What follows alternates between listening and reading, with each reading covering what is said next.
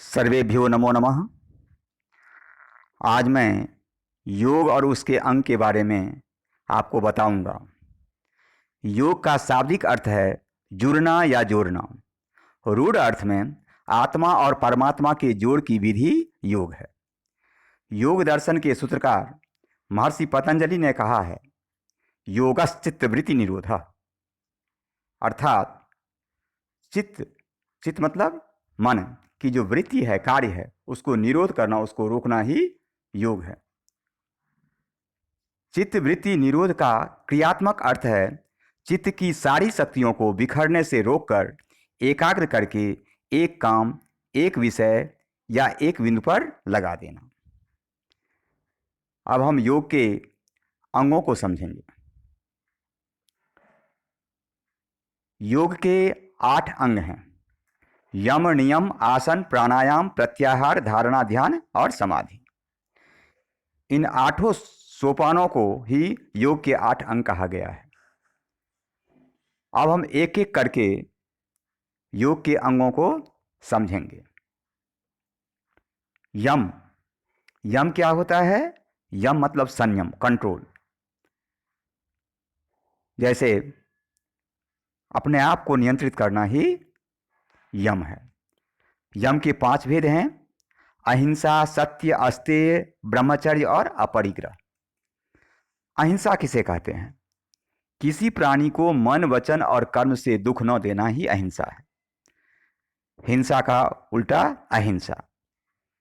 हिंसा केवल किसी से मारपीट करना ही हिंसा नहीं है। मन, वचन, कर्म से दुख न देना अहिंसा है। अगर हम किसी के प्रति मन में बुरा सोचते हैं तो कभी न कभी वचन में प्रकट होता है, और जब वचन में भी प्रकट होता है तो फिर वो कर्म में दिखाई देने लगता है, एक्शन में आ जाता है और फिर झगड़ा होने लगता है। तो मन, वचन और कर्म से दुख न देना ही अहिंसा है। सत्य, सदा सच्चाई के मार्ग को अपनाना। प्रिय और हितकारक सत्य बोलना। केवल प्रिय ही नहीं, हितकारक भी होना चाहिए, और प्रिय और हितकारक दोनों मिलना बहुत आसान नहीं है। तो अगर कोई चोर है तो उसको चोर कहना उचित नहीं है। जब ज़रूरत पड़े तब कहना जरूरी है। अनावश्यक किसी को क्यों कहें, किसी को क्यों दुख दें? तो सत्यम ब्रूयात प्रियम ब्रूयात न ब्रूयात सत्यम अप्रियम। जो अप्रिय सत्य है उसको बोलने से थोड़ा दूर रहना चाहिए। तीसरा है अस्तेय। अस्तेय का मतलब होता है चोरी न करना। स्तेय का मतलब होता है चोरी, अस्तेय का मतलब होता है चोरी न चोरी।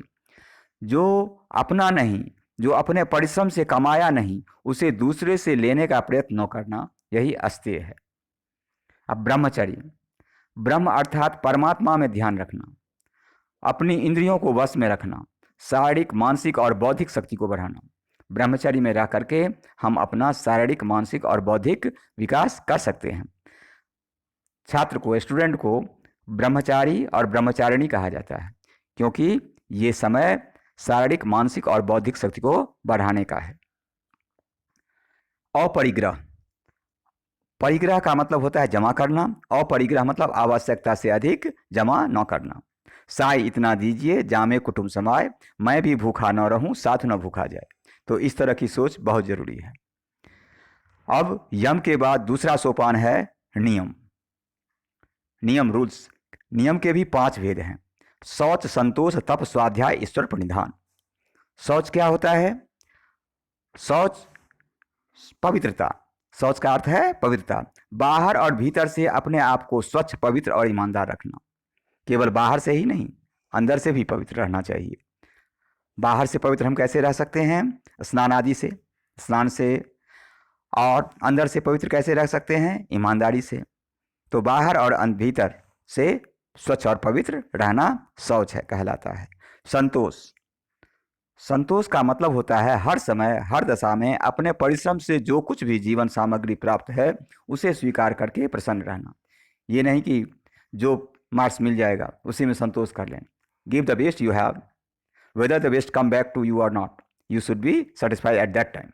सो संतोष का मतलब होता है अपना बेस्ट देते हुए, जो मिलता है उसमें संतोष करना।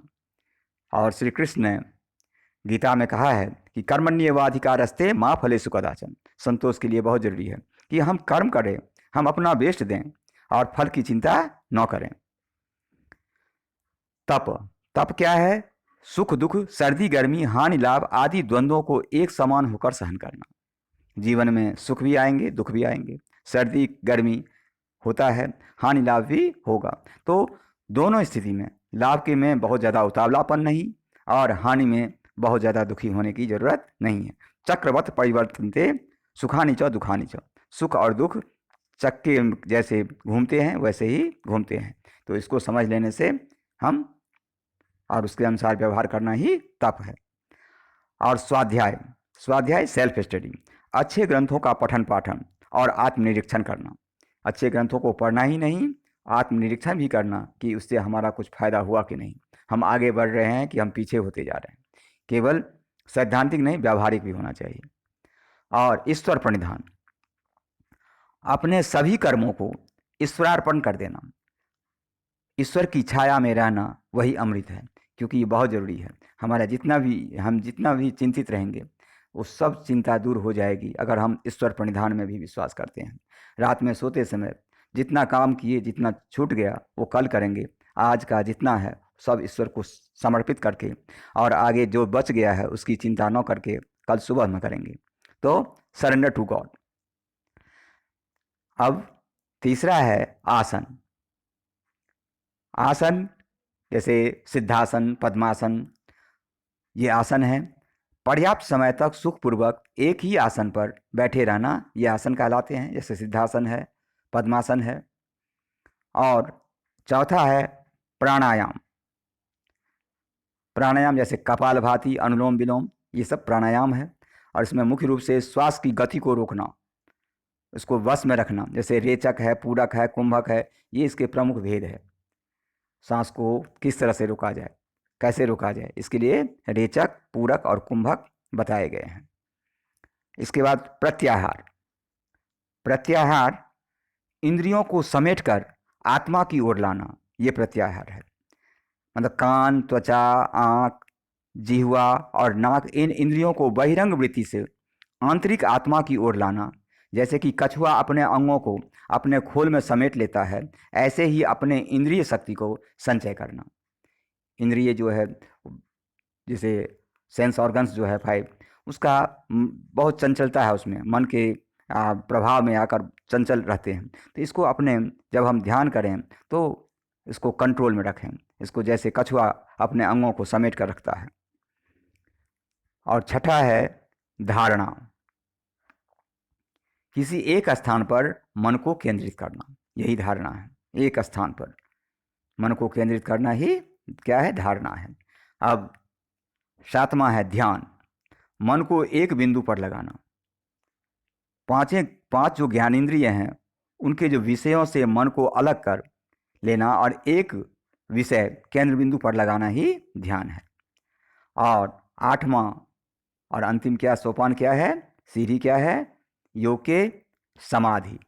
समाधि मन को आत्मा सहित परमात्मा में समा देना। केवल परमात्मा की ही अनुभूति होना समाधि है की अवस्था है। योग के इन 8 सोपानों से शरीर, मन, बुद्धि और आत्मा की शक्ति बढ़ती है और हमें काम करने में कुशलता प्राप्त होता है। और योग को क्या कहा गया है? योगः कर्मसु कौशलम। योग कर्म में कुशलता प्रदान करता है। और श्री कृष्ण को योगी राज कहा गया है कि उन्होंने श्री कृष्ण को भगवान माने या न माने, लेकिन वो एक महापुरुष थे। उनका जो डिसीजन हुआ, अपने डिसीजन से उन्होंने महाभारत के युद्ध में पांडवों की जीत दिलाई, क्योंकि उनका जो डिसीजन था वो योग में कुशल थे। तो मुझे विश्वास है कि आप लोग समझ गए हैं। Thank you.